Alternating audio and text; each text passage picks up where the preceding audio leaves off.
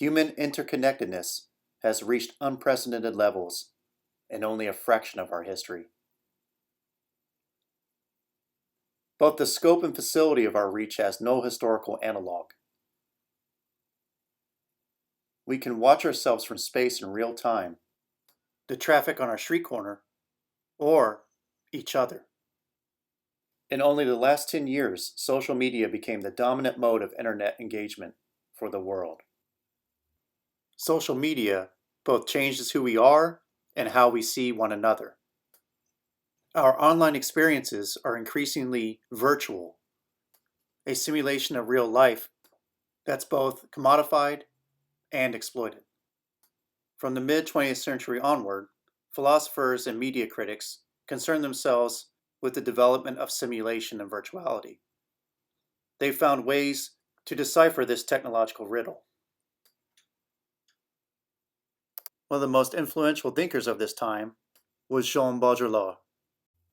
Baudrillard wrote about an empire whose technology became so proficient that they could draw up a map with such detail that the citizens of the empire mistook the map for the reality of the territory. This gave rise to a common aphorism: the map is not the territory. His theories can be applied to the topography of the internet superhighway. As Mark Nunez writes from Penn State University, for Baudrillard, the shift from real to the hyperreal occurs when representation gives way to simulation. One could argue that we are standing at the brink of such a moment, marked primarily by the emerging presence of a virtual world. Baudrillard's contemporary, Guy Debord, predicted the manifest disconnectedness of a world of symbols in his seminal work, Society of the Spectacle. His work is crucial to an understanding of the contemporary moment at a time when humans not only increasingly engage in the virtual, but can now choose their own reality. We live in a time defined by the imbrication of the real and hyperreal, a moment wherein we can live in multiple realities at once. Though we engage the internet as an expression of freedom of choice, every usage, each login, widens the tension between user experience and those who control data. Users merely operate within a simulated world, whose map is written by the unseen agents profiting from control of this virtual landscape. As Debord wrote, the language of the spectacle consists of signs of the ruling production, which at the same time are the ultimate goal of this production. The images detached from every aspect of life fuse in a common stream in which the unity of this life can no longer be re-established. Simulation online inherently implies the development of social credit systems. These structures, deployed by governments, tech companies, or any agency who need to monitor user behavior, condition us and generate increasing capital for these agencies. Reputation surveillance is becoming a profitable game, but also a threat to the idea of free engagement of technology. But the internet was never free, and every use of the system represents the conversion of labor into capital. We have entered into a grand social credit system, wherein personal information is both primal and commodified. A social credit system entails a formalized or informal network of status-based behavior. Through an architecture of allurements and punishments, so-called behavior economics directs our choices and informs our decisions. However, as the barriers between public and private space erode, we've seen increasing moments when opinion turns to castigation, and privacy disappears altogether. In 2002, the Pew Research Center began using the term digital disconnect. According to Psychology Today, the digital disconnect, namely that of diminished emotional awareness and connections, can emerge when a society interacts increasingly more with devices than directly with people. A digital community allows for blunt and truncated expression of one's thoughts.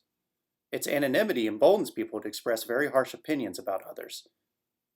It allows for instant cyberspace available judgments about others that are widespread and difficult to delete, and includes a decrease of intimate and private expression. Again, Mark Nunez details Baudrillard's concepts. Just as the map of the empire, as discussed before, replaced the territory in the minds of the population, The internet has replaced the real. He states, Internet, as postmodern Matt, becomes the totality itself, superseding the world. Baudrillard refers to this moment as the procession of simulacra. The internet creates neither a counterfeit world nor a reproduction of the world, so its meaning can be divided and disconnected. So how is social media an information reputation system that both informs and shapes behavior in this simulated space?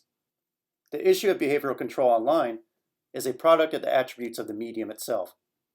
Whereas 40 years ago, telephone and computer use were low-volume endeavors, the facility of modern technology permits an exponential increase in an immediate contact and feedback. The computer, even with nascent internet access, was primarily a limited practice. The last 20 years has seen the shift from the age of the search engine to social media. Behavioral economics drives current internet profit models.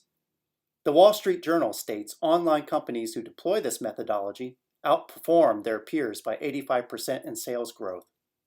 The intersection between our simulated experiences and social credit systems can be found in AI, or artificial intelligence.